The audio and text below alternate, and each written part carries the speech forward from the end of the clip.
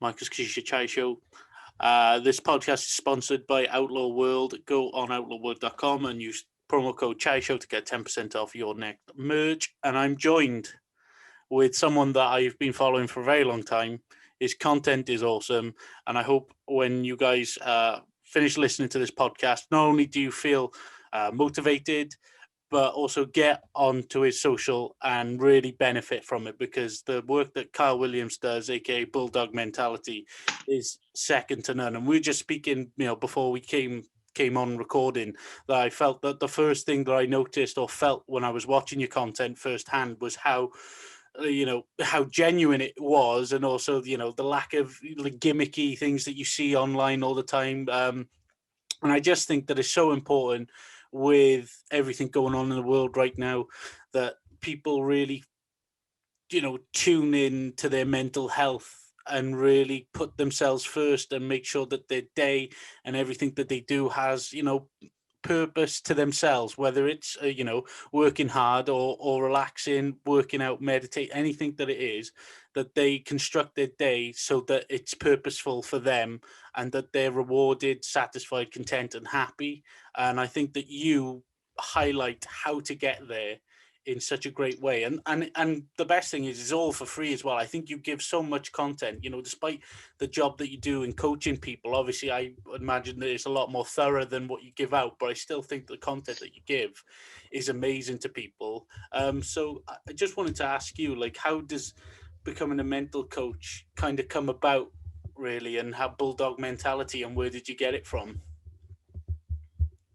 I believe in, like you said, whether you're working hard or hardly working, you should still have structure. And like we discussed before we touched the like button, I put my days up on Instagram from 7 until 7. I show you exactly what I'm doing. On my days off, I know there's no bullshit there. It's just, you're living my life through the lens. It's, there's nothing there. There's no gimmicks. That's just me. That's purely me.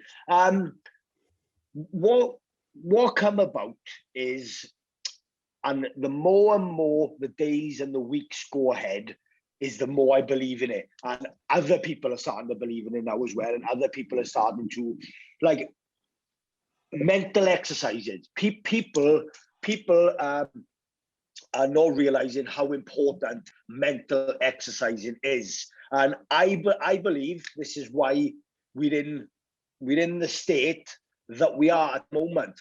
Not so much with COVID, that's out of control. But the way we are at the moment is because nobody ever speaks about it. There's personal trainers everywhere. I'm a fully qualified personal trainer. I have no interest, no passion in it whatsoever. Somebody messages me, "Hi, Kyle, I want to lose weight." I would refer them to somebody who's actually passionate. But no interest. Somebody messages me, "Kyle, I got low self-esteem. I'm really anxious. I got really low motivation. I'm really struggling. I got a bit of this, bit of that. I've been to the doctor. I have no hope. I want to come and see you." I'll see them. I'll see them. And there's a lot of people reaching out now. A lot of people. I'm not like a PT either, so I can't put on progression pictures and how well so-and-so is doing, because it's confidential. Do you know what I mean? Mm-hmm. People are coming to me with a lot of problems. But I fell across it. I fell on it. I've worked in children's homes. Same again, I can't go too much into that because I work in children's homes. I went off the doors. Into children's homes. I lived a wild life, and I suffered with high levels of ADHD as a child. High levels of Ritalin through school. Got chucked out of school. Didn't do my GCSEs, etc. And that caught up with me. Long story short, that caught up with me around 3 years ago. Around 3 years ago, I really started to struggle. My mind couldn't keep up with my body. My cortisol levels, every morning I was being sick in the mornings. I was really struggling. My mind was racing too much. Once again, it wasn't because of anything. It wasn't because of depression. Depression is just a state of mind. Do you know what I mean? It's not who I am. It's a behavior. So depression is the behavior. So I was doing depressive behaviors basically. So it was for no reason at all, purely because my mind was racing so much. So what I started doing, I started looking at my life, and I started doing lifestyle analysis. So I started diary writing, journal writing, reflecting on a Sunday, and I started patching things together. Right, I'm worse in the morning. I now know that's because cortisol levels are higher in the morning. As soon as your photoreceptors know it's night time, know it's light and it's morning, bam, the cortisol levels, and you're up. So therefore, I had to put things in place in the morning so that my morning was structured. So therefore, I weren't struggling. And then I thought, hang on, I'm onto something there. So I'd done that for 2 years, researched, you know what I mean? Kept doing it, use myself as a test study. Every time I started getting anxious, I don't even get anxious anymore, because I believe that I've turned anxious and I've turned cortisol and I turned stress into a tool now. Do you know what I mean? Like, you know what I mean? We're cavemen. We're born to hunt. So that cortisol in the morning, I now have changed my perception. I have now changed my perspective to not waking up stressed and waking up fucking anxious. I'm waking up because it's time to hunt. Because that's what our bodies are made to do. Get up and make the hunt as cavemen. So I started learning that and using myself as a test study. And then I went on to a podcast, obviously Smile with Kyle. He offered me up because we were chatting. He said, would you mind chatting about it? I said, no problem. And I went up to a podcast.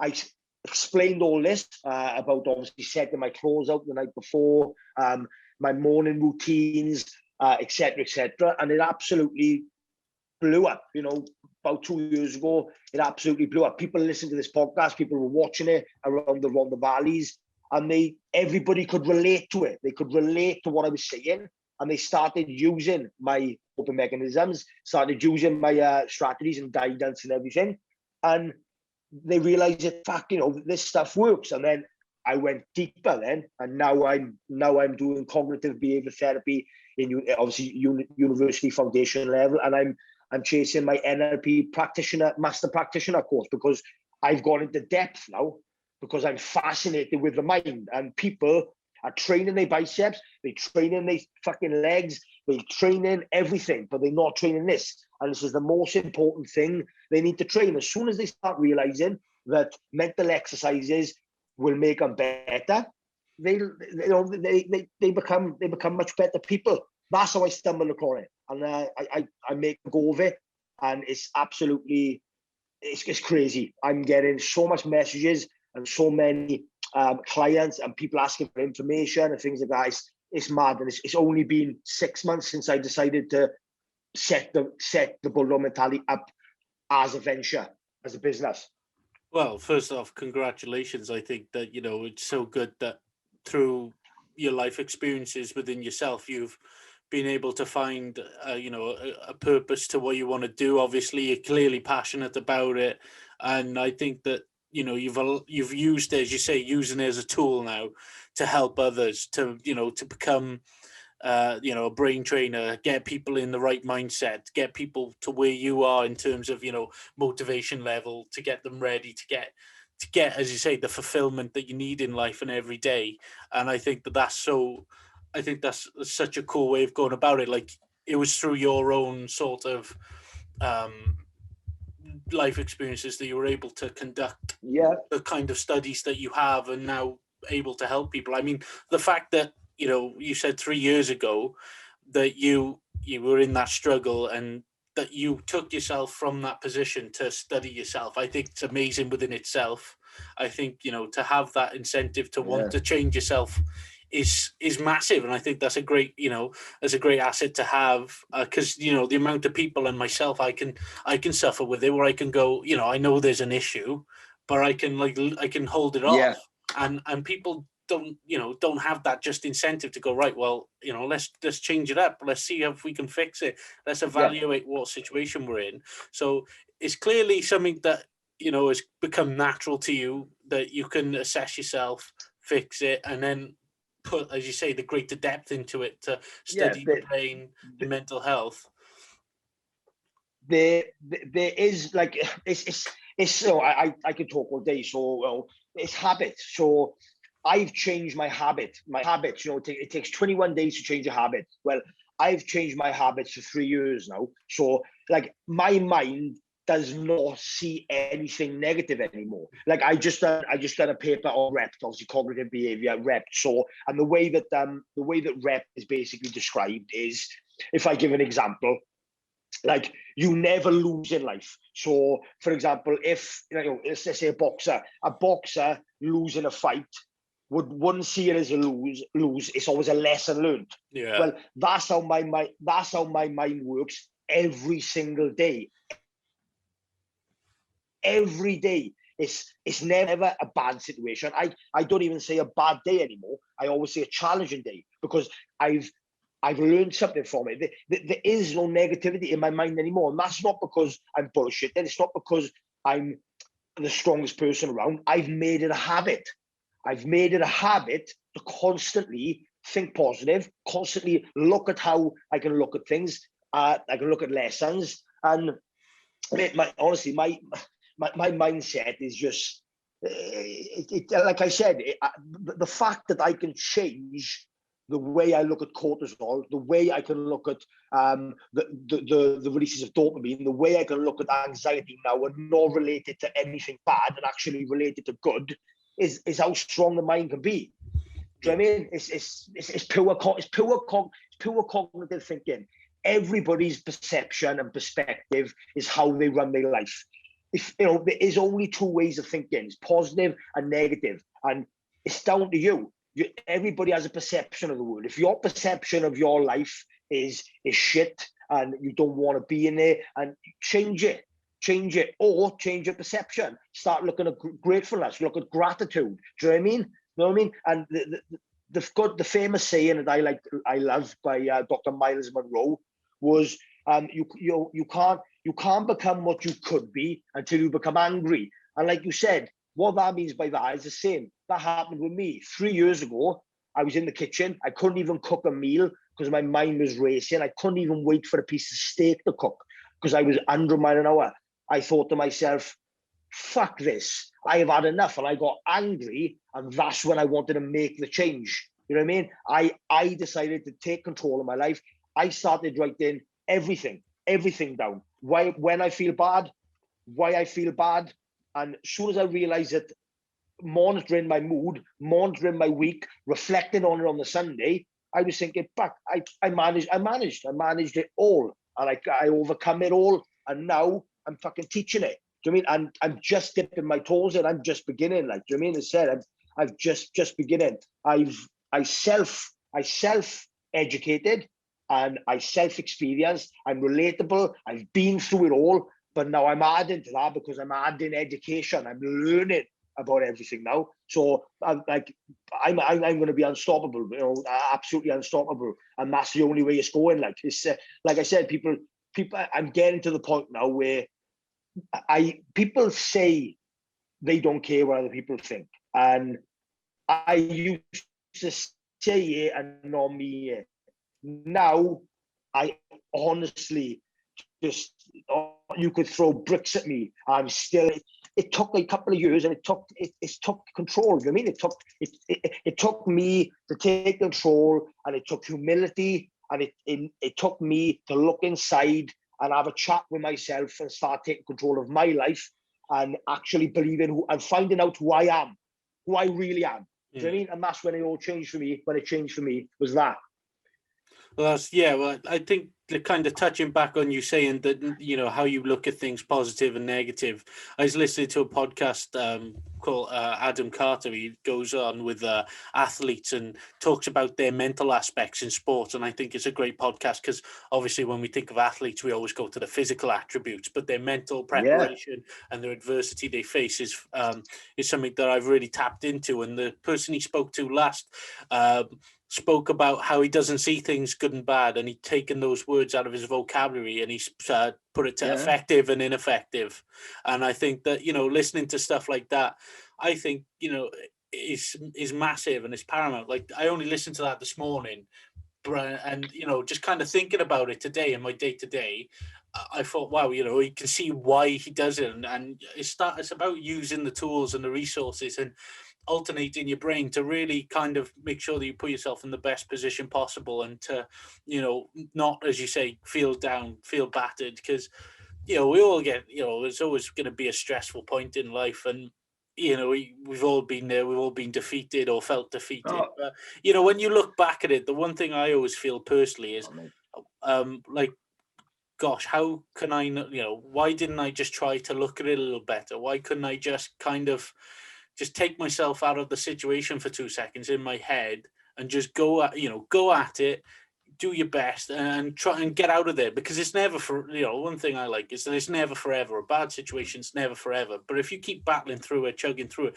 you get out of it. You get out of the situation because you want to. And as you say, that kind of, when you're desperate for something, and when Mark, I was just gonna say, when you get something, yeah, go on. No, Yeah, go on. Exactly, mate. And like and like some people will say like he's off his head or he's fucking delusional. But I relish bad days. Like I said at the beginning, I don't use bad now. I'm the same. I use challenging. I don't use the word bad days. A bad day. No, how can I say I got a bad day? I got a loving family. I got money in the bank. I got food. I haven't got a bad day. I have challenging days. I don't use the word bad, but I relish the challenging days. That's how much my mindset is, because you said, do you know, if you don't have the challenging days, the good days wouldn't be there. Do you know what I mean? So I relish the bad days, and I relish the challenging good ones. Do you know what I mean? You've got to think like that. You've got to think like that. Do you know what I mean? When you're down and out, you've got to think, right, how do I get out of it? Rationalize it all. And you've got to remember that if I'm feeling down today, but I know the up feeling because I've been there before, and you know that you've got to go up. And when you're up, you've got to be a realist, and you've got to realize that challenging days may come or they may not. But if they do, I'm ready for it, and I know to come back from it. And I fucking relish them. I relish challenging days. You know what I mean? It's only going to make you stronger. But that's why I've gone into NLP, neuro linguistic programming, because that's what I would love to do. I would love to be going into and train with athletes. I would like to be going in and doing mindset coaching with fighters, footballers, rugby players. That's the dream as well. Like, and that will be happening. I can guarantee you, in 5-10 years time, I will be by a fight. I will be with a fighter, whether he be local or worldwide. I will be with a fighter, and I will be tuning his mindset. I can guarantee you that. That's one vision, that the law of attraction, and I am going to work for, and I'm not going to stop. As much as life hits me down, that's the dream. Like, that is the dream. I can't wait. Well, yeah, I like that, first off, when you talk about what it is that you set out to do, that it is going to happen, it's inevitable. And I like that, because a lot of people, when we talk about dreams and aspirations, I feel like people kind of hold back what it is that they want to do and want to achieve, because they feel, obviously, the judgmental side of people will, and the opinions of others will override their dreams. Oh, that's not realistic. And, play to the stereotypes, how they see that individual and how they portray their goals. They feel like, oh, I can't say it because that's not me. But until you really kind of put it down to what it is that you want to do and how you and how you go about it, you will never get there. And I think that it's so important that, when we talk about what it is that we're going to set out and achieve, you talk as though it is going to be done. Because, as you say, challenges will arise, but they can you can get through them, or you can certainly adjust. If it does kind of go a little pear-shaped, you adjust, and as you say, you write it down, you look back on it, reflect, and you go again and you adjust. It's never set in stone, really. And with this podcast, I remember just waking up one morning, and just how this podcast came about was I woke up out of bed, and at 8 o'clock, and by 10 o'clock I had an Instagram page up, 50 followers, and was setting out, shows to do with people. And it's because I just woke up thinking I knew I was going to do, I know I wanted to do this. And, I'm here now. I started that in June. I'm here in February, and, my calendar's full. I got people coming in now weekly, hopefully, and that's where I want to be. And, to be a top podcast, I know I've got to truck through, get the guests that I want on, give people the right content, and I'll get to where I want to be. And I don't doubt that. I know I've got the great, the qualities of a good podcast host. And, one thing I've always said is I can't wait to do it, face to face, because it'll be a true conversation. But Yeah. I know people who want to do shows who have been like, no, because it's not face to face, I don't want to do it virtually. But you're kind of just cutting yourself short there. You can still be effective. It's about adjusting. It's always about finding other ways to do it. And I get that, Zoom can be a bit of a pain. Yeah, exactly. Like, I remember starting the show and then I'd lag out all the time and you'd lose connection and I'd go off, great. But now I'm just like, it happens, that's something that's out of my control. The internet has its way, as I like to say, and you just adapt to it and people will understand, I feel like, and it's just about, Yeah, go on. Yeah, you certainly, but you got to adapt. And what people got to realize as well is, like, if you told me 5 years ago I'd be studying to be a counselor, I'd be studying to be, I'd be studying to do all this mind coaching, it wouldn't even cross my mind. Like, but once you got something in your mind, I believe in everybody has a gift. I believe in everybody has a gift, and you've got to live in your gift. I always knew that my gift was communication. I'm crap. I'm terrible. I can't work on site. I can't saw a piece of wood. I can't do any of that. I do not like manual labor. I hate it. But I've always, since I've been on the doors, I've always been, I used to be sent in first to communicate with the boys. I would get people out of clubs 90% of the time without any trouble through just communication, through communication skills. So I knew something was there. I just couldn't put my finger on it.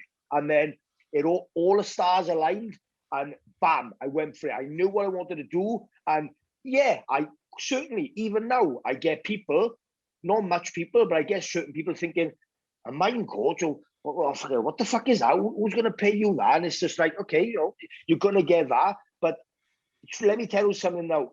In 5-10 years' time, there will be so many mental coaches and life coaches around as much as PTs, because people need it. The amount of people that come to see me and I show them what I do, and they are absolutely baffled by it. And I'm talking simple terms. I'm not talking about people with schizophrenia. I'm talking about people who are just a little bit anxious, a little bit depressed, and I twiddle their life around. I change their habits. I have a good chat with them, do you know what I mean? And discuss why this is and why that and why that. And by changing their week, they've changed their life. And they baffled by it. Do you know what I mean? Even keeping a diary, like people look at it stupid.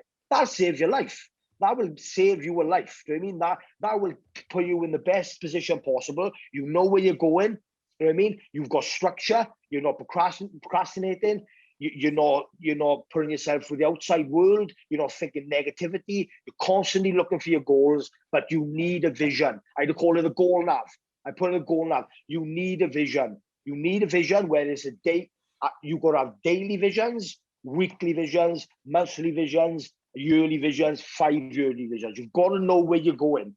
And once you start doing, obviously, certain visions and chasing your needs, like your driving needs is what you want, you will start going into more depth, and you're willing to learn more. You're willing to get out of your comfort zone. You go further. Like, you got to do what you want to do,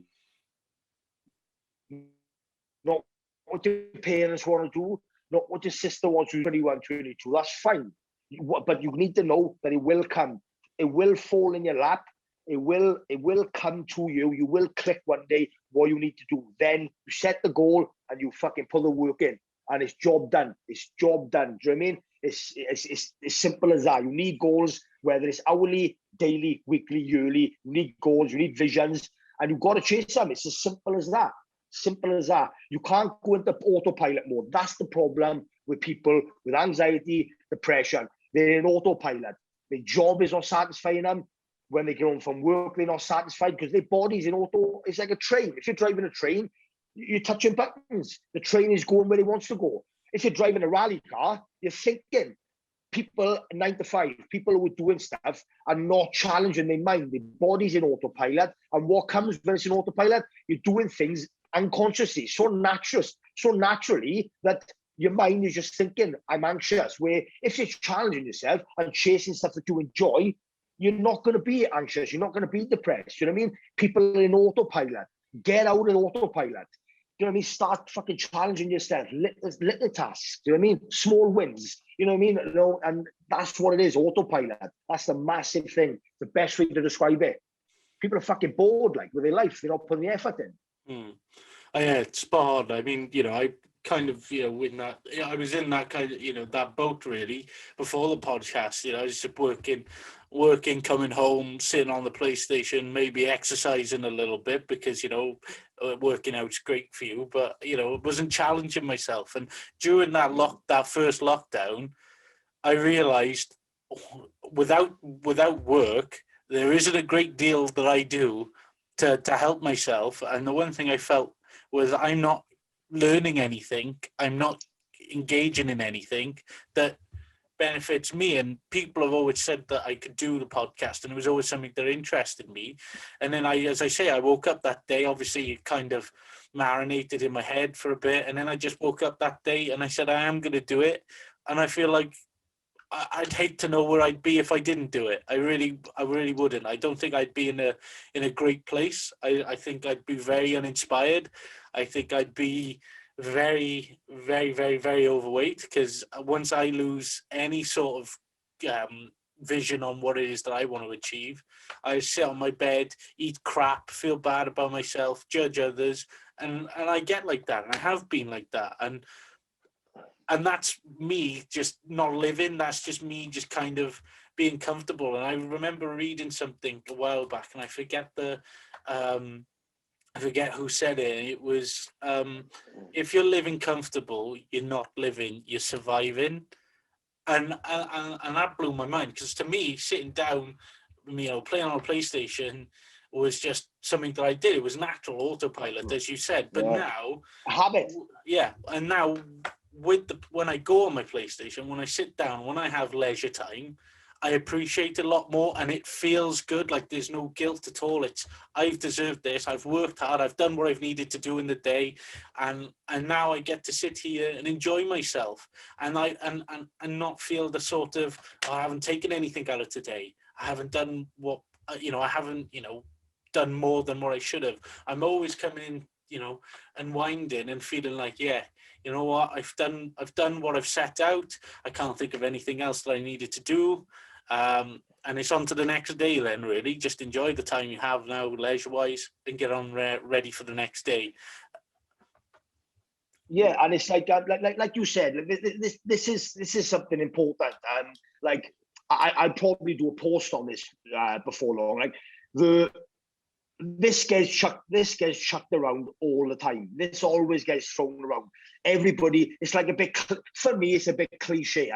And people take it a bit wrong. So you've got to get comfortable with being uncomfortable. I love that. But people assume that, same again, it's perception and perspective. Some people just assume that's going to the gym, going on a 5-mile run, going up to cold water therapy. You know what I mean? It's not. Like, for example, today now, it is those things, but what I'm trying to say as well, I haven't allowed myself today to watch television because I have earned my television. That's me being uncomfortable, because I haven't allowed no television. I haven't allowed myself to watch anything I enjoy until I've done my goals, my contributive goals. Until I've done my goals, then I'll allow my television.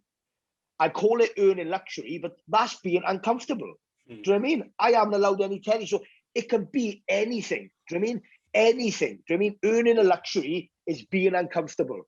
Do you know what I mean? So people need to expand when they say that. Do you know what I mean? Like if David Goggins is saying it, if David Goggins is saying you need to be uncomfortable, you need to be comfortable being uncomfortable, he's obviously talking about fucking ridiculous stuff that average people or average women are not going to go and do. But like I said, holding out for that television, holding out for that burger, holding out for that hour on the settee is until the night time, until you've earned it, is simple. Like, do you know what I mean? But that is being uncomfortable. And like you said, unless you've got passion, unless you're doing stuff that you've got, you used the word. I forgot what word you used. It's fucking perfect. It's gone over my head. But once you're living in your passion and you're doing something that fulfills you, you love it. You will love your life.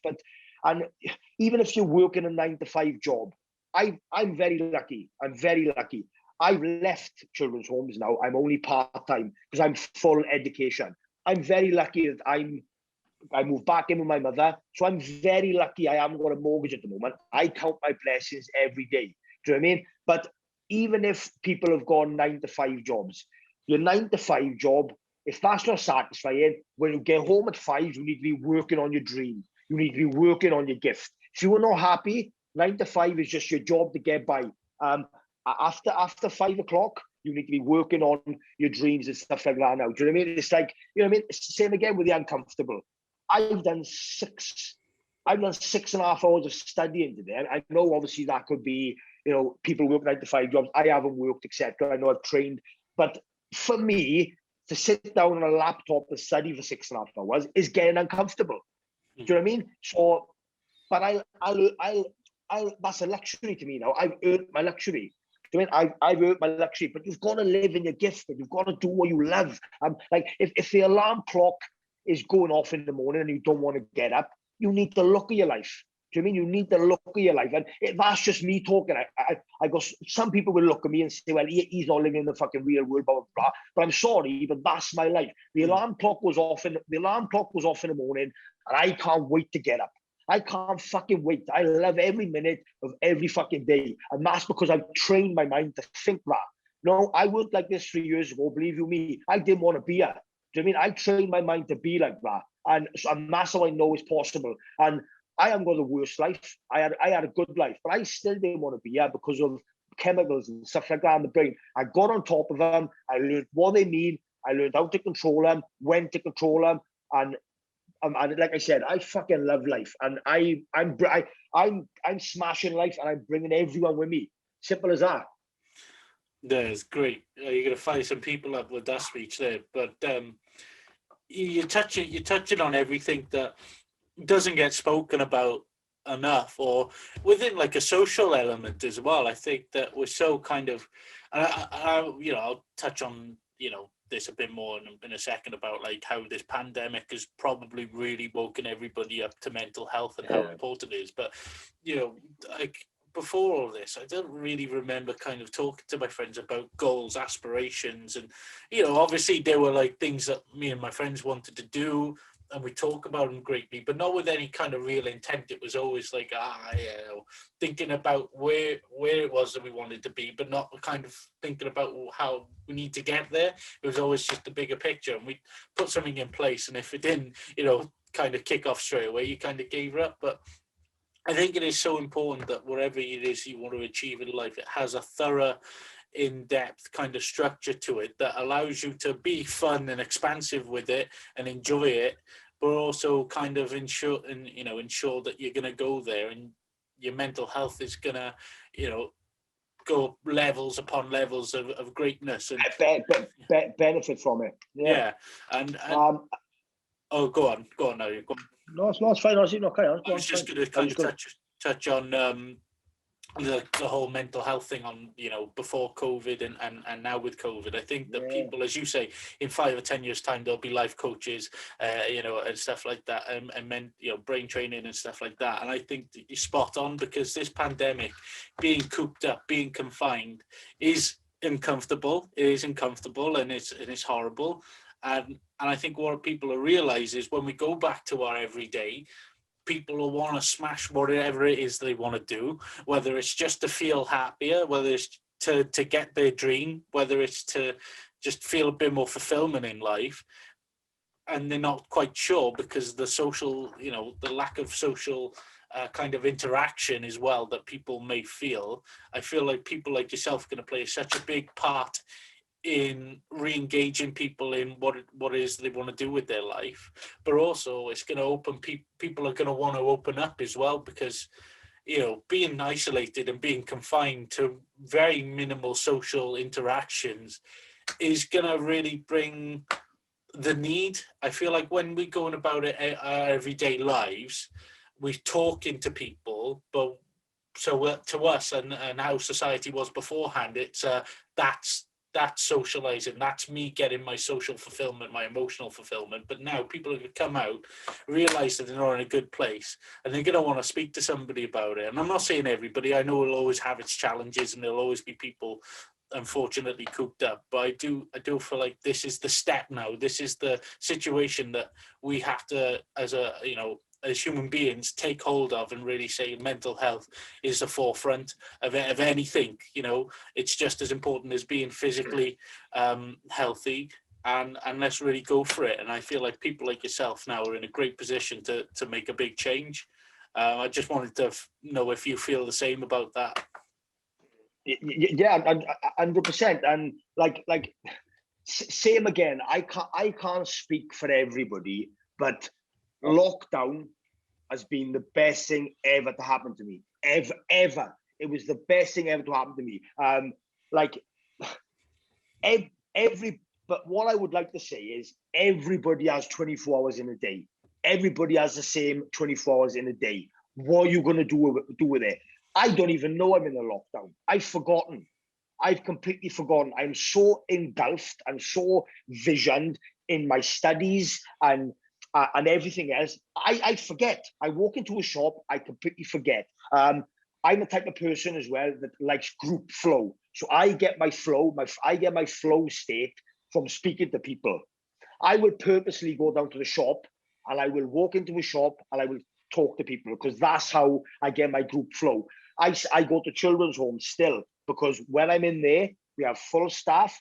There's 4 or 5 children or whatever. I get my group flow. I get my fulfillment, because I'm a social butterfly. I love speaking to people. That's where I get my flow state from. You know what I mean? But there's ways of coping with it. Like I said, everybody's got the same 24 hours. Are you going to stay cooped up in the house fucking moaning, or are you going to go online, see what you can do? Are you going to go online, see if you can do some yoga? Are you going to see if there are some groups to...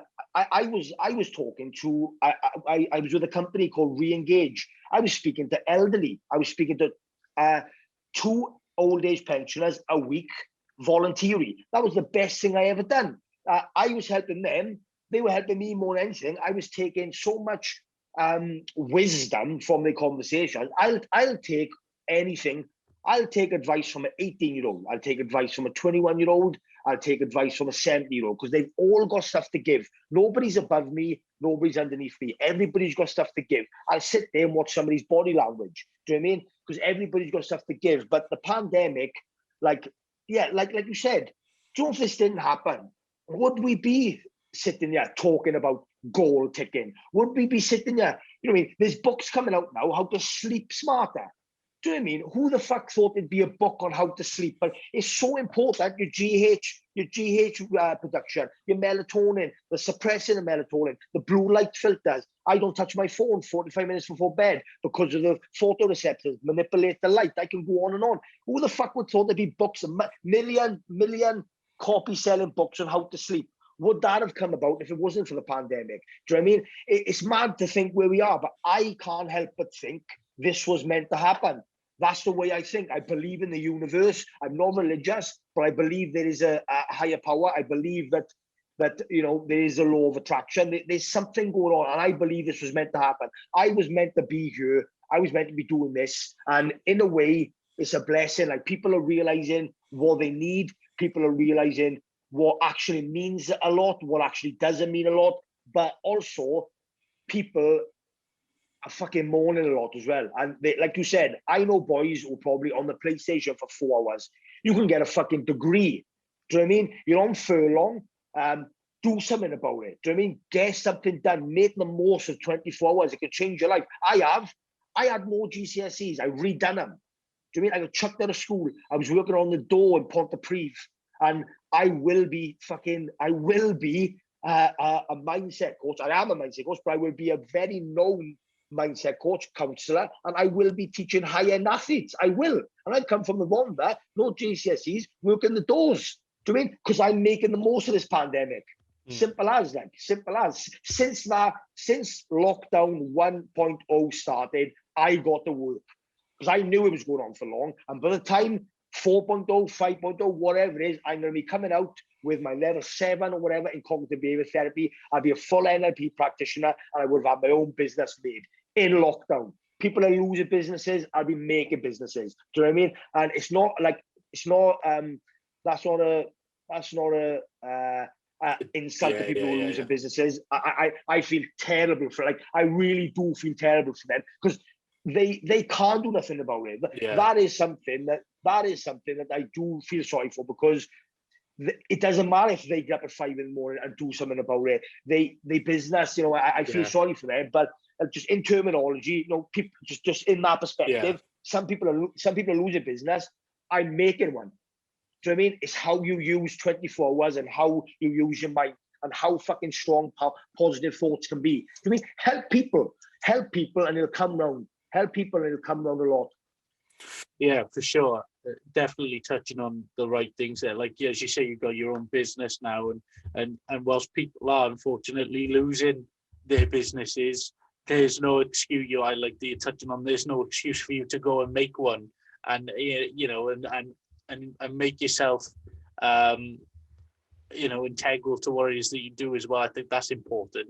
Is understanding that you have an integral role to your success, but also whatever it is that you do in life. I think people forget about, in a workplace, I think it's so important to know that you have value, you're an integral part of whatever it is that you do.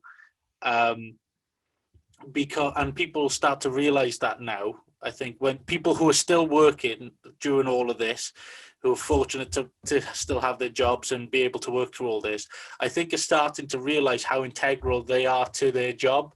Whereas obviously before all of this, day to day, it's your 9 till 5, Monday, Friday, just go in, come out, go home.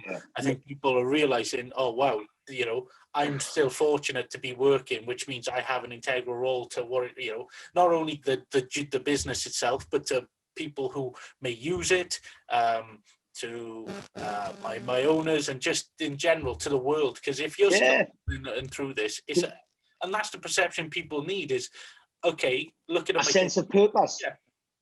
And I think that it's so important to, as you say, voluntarily help people. Like I spoke to my last guest about this, that, we tapped on mental health a little bit, and something that I'm working on is it's completely free. I don't want anything from it. It's just to help people. I'm going to create a WhatsApp group where people can come in. No money, no gimmick. All I want is people to write their goal out on what they are going to achieve at the end of the year, be it physical, mental, emotional, spiritual.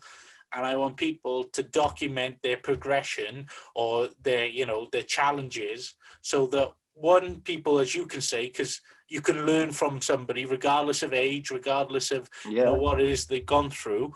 You can take from that, lessons to be learned, things to add to your locker, but also something to inspire you. And I think that, motivation can be so thin in terms of, when we, training physically, that first day you go into the gym, when you set yourself a goal to lose weight or to gain muscle, you're pumped up and you're excited. And then come the next week, because you've worked hard that week, you become drained. You become, I don't fancy it today.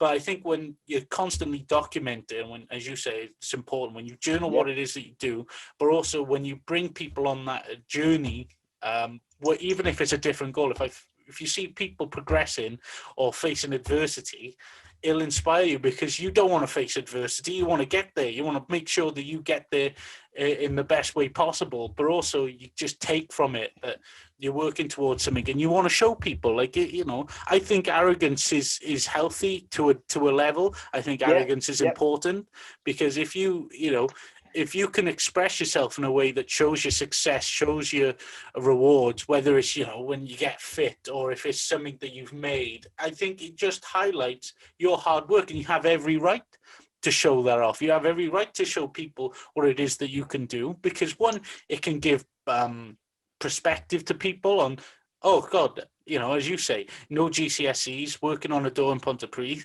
doesn't stop anybody. Anybody can become what they want. You just have to put the work in, put a bit of sacrifice in. But ultimately, when you look back on sort of so-called sacrifice, it wouldn't be, you know, you won't see it like that. You just see it as working towards your goal, and I think it's so important. And this group that I want to do will allow people to engage, support, and just get to where it is they want to be. And I genuinely don't want nothing from it. All I want to see is people get there, and it doesn't have to be within a year. Like, you know, it doesn't have to be that year. It can be a long-term thing, but ultimately, let's just see some progression. And when we look back, as you say, when you journal and when you reflect, you'll be amazed with how much that you go through it, whether it's a short time or a long period of time. And you know, I think it's class. So I don't know how much you follow my social media, but obviously, like, we have a Cazi group. Obviously, it's called the Cazi group, and we have Cazi nights, etc.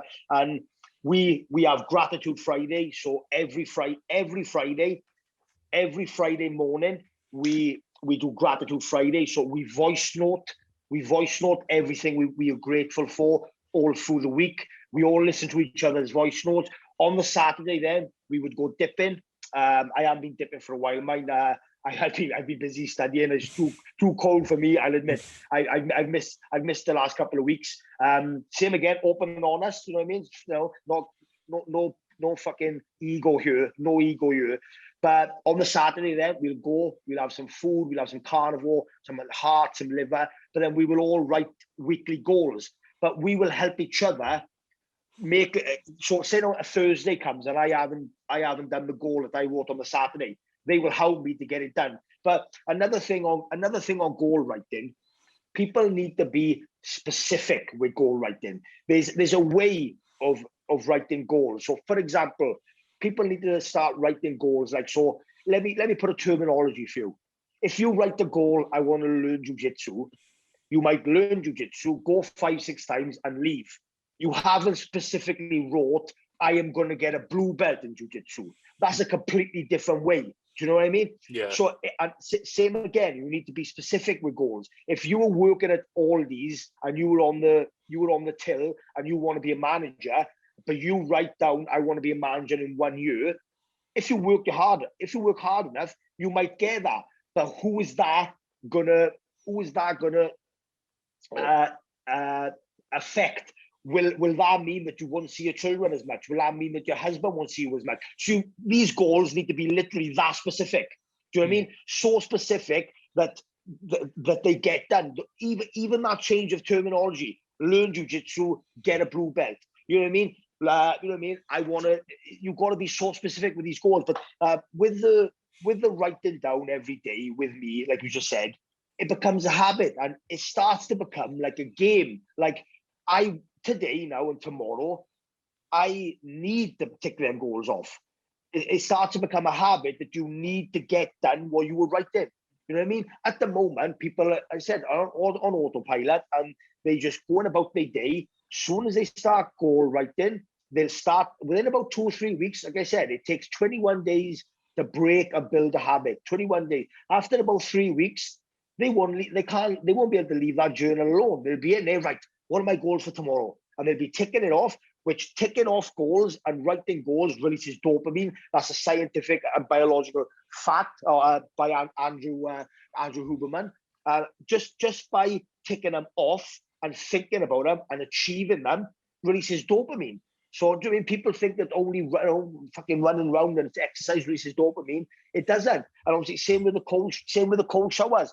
Like I train in the morning, 100 press-ups, 100 burpees, then I get in the cold shower because you have your no epinephrine. Do you know what I mean? Like I'm chasing all these chemicals that make me feel fucking amazing.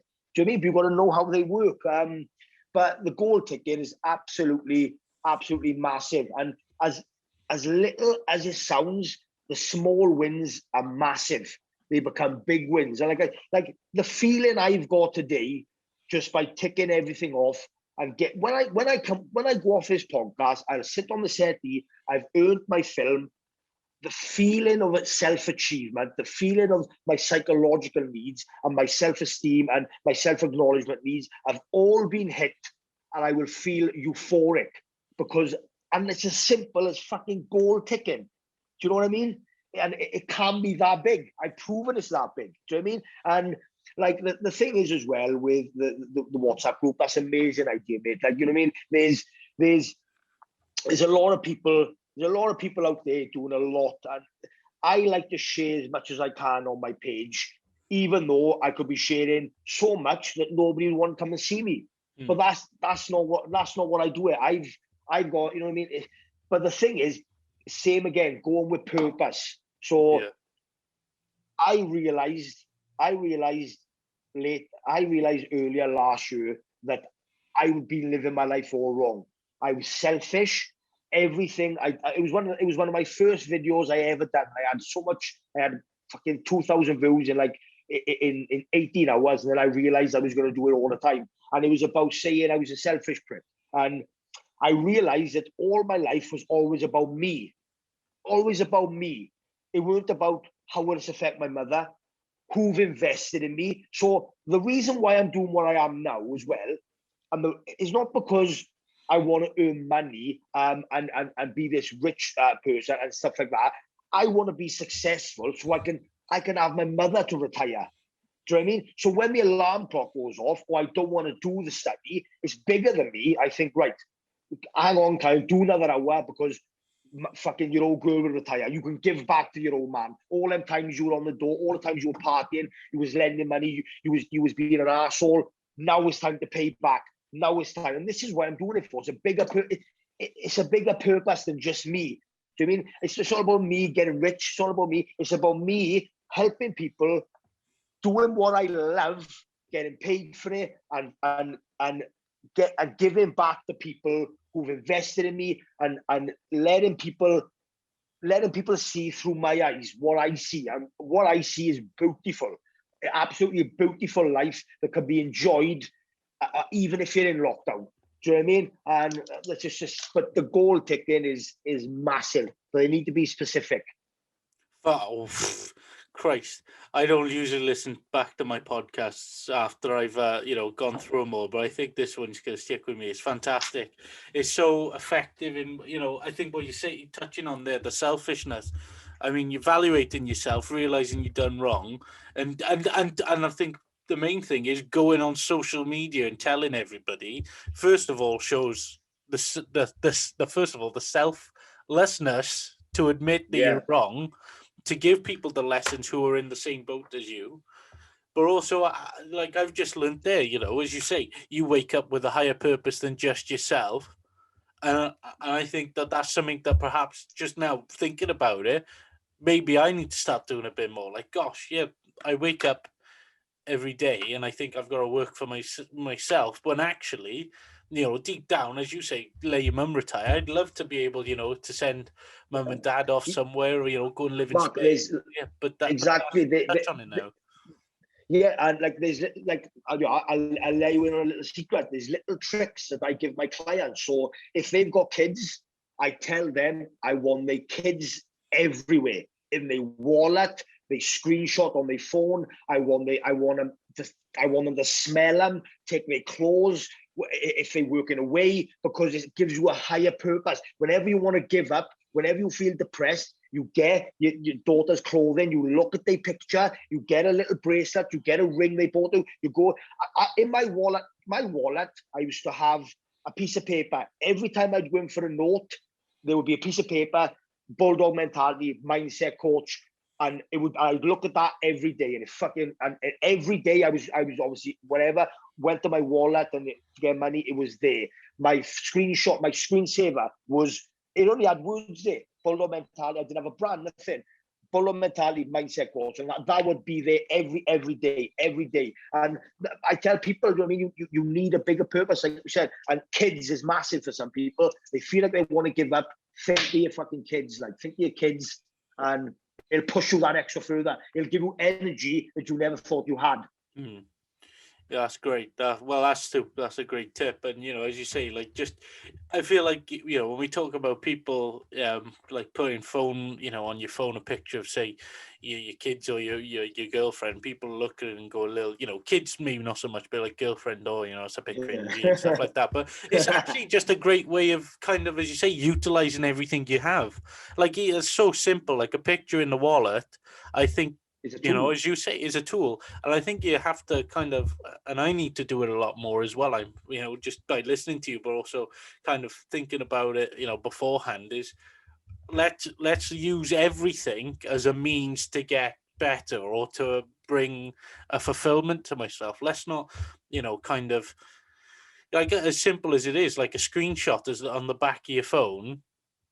Is now a tool for you to benefit yourself. Like I'd never thought that, but until you said it there and then. But it's now like just evaluating little things, and just how greater effect it is. Like this microphone, for example, for me was when I started the podcast. I did it on my gaming headphone, and then keep that. Yeah, and I urge people, whoever, to start small, and once you get comfortable and once you know this is what you want to do, invest in the little things. Like this microphone didn't cost a great deal, but it's elevated me to go further up. And it's a simple tool. It's a USB microphone. It's nothing outstanding.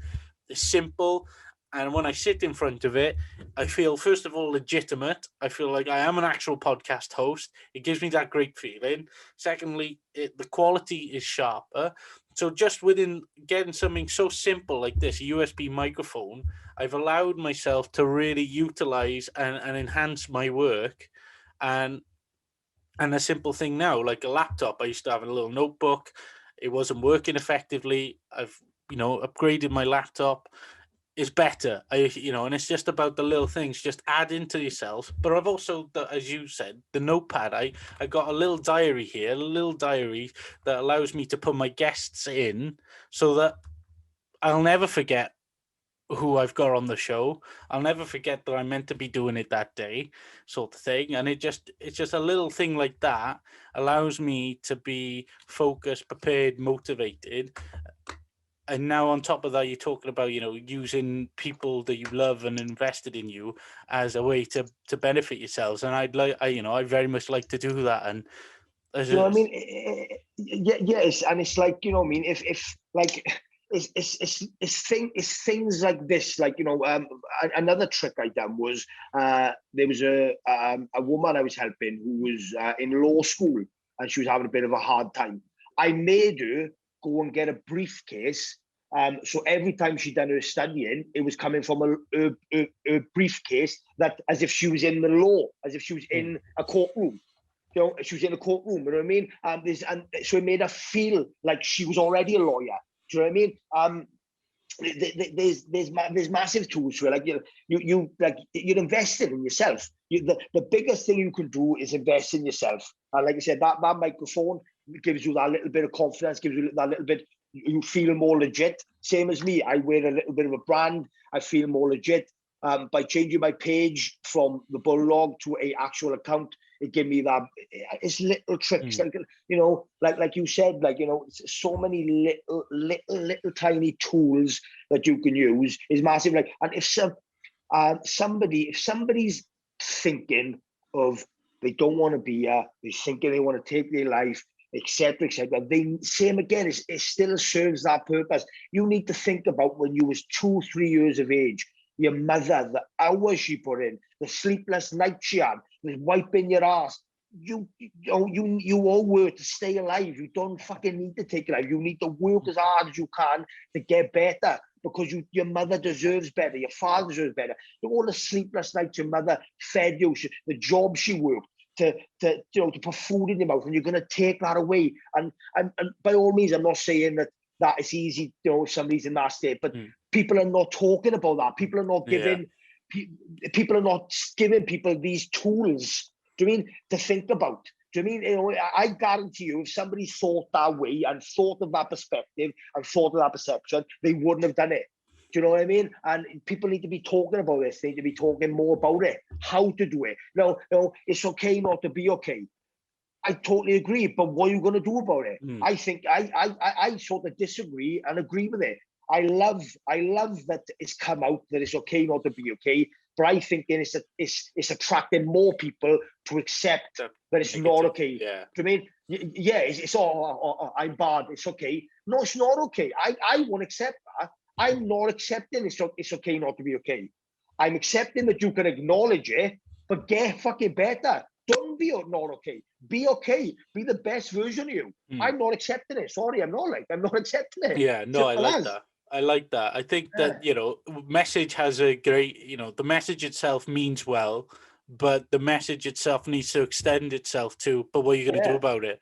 Or what are we going to do about it? Because I don't think you should crack it in alone.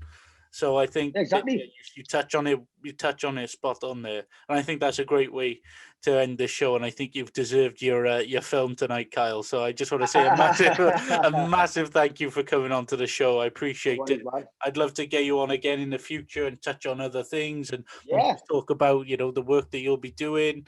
Guys, Kyle Williams, Instagram, Bulldog Mentality. I'll put it all on my social media as well. Guys, I just want to give a massive thank you to Kyle for your time, and I hope everybody's enjoyed the show. I appreciate it. All right, top man. Speak to you soon. Cheers.